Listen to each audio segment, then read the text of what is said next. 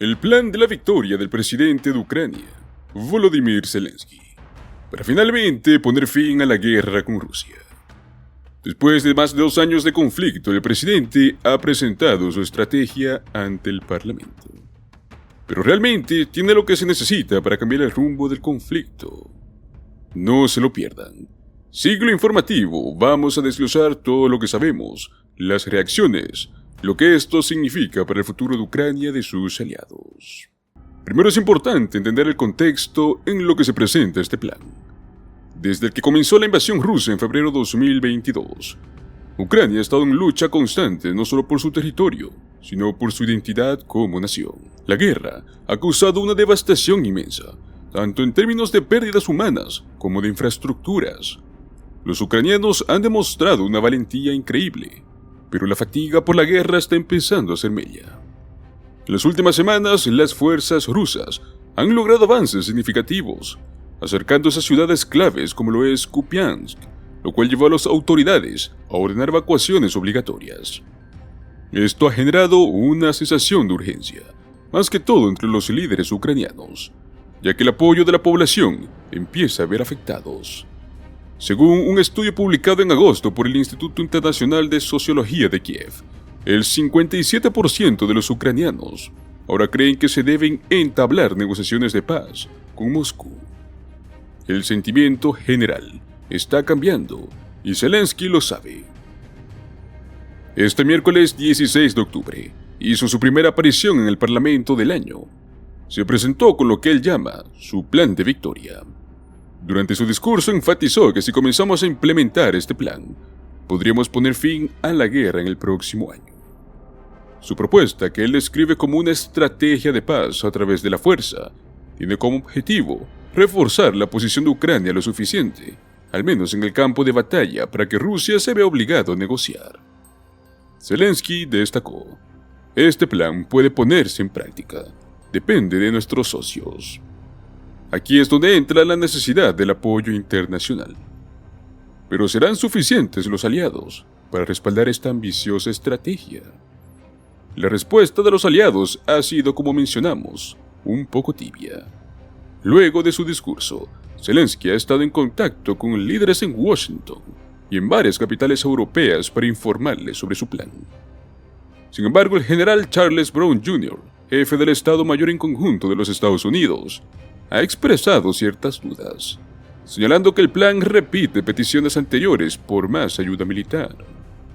El nuevo secretario general de la OTAN, Mark Rutte, confirmó que el plan de Zelensky estará en la agenda durante las conversaciones de defensa que comienzan este jueves.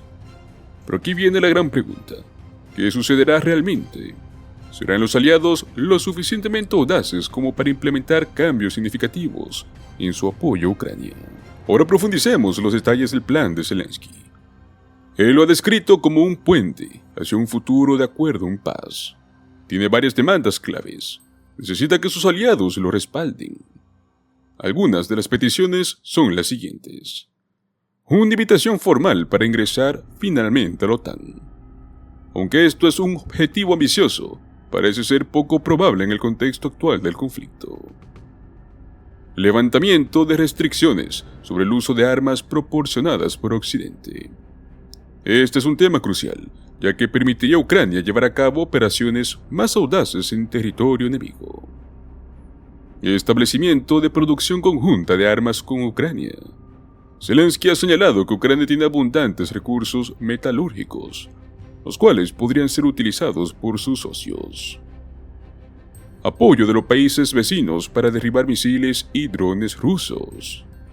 Quizás esta es una de las propuestas más controversiales, ya que algunos aliados han rechazado esta idea anteriormente.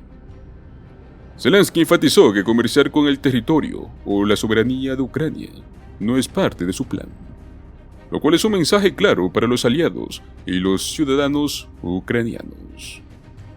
A medida que las fuerzas rusas avanzan, la moral de los ucranianos se vuelve cada vez más crítica.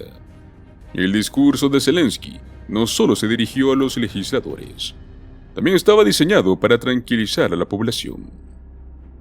Oleksiy Haran, profesor de política comparada, mencionó que hoy es necesario levantar la moral ucraniana.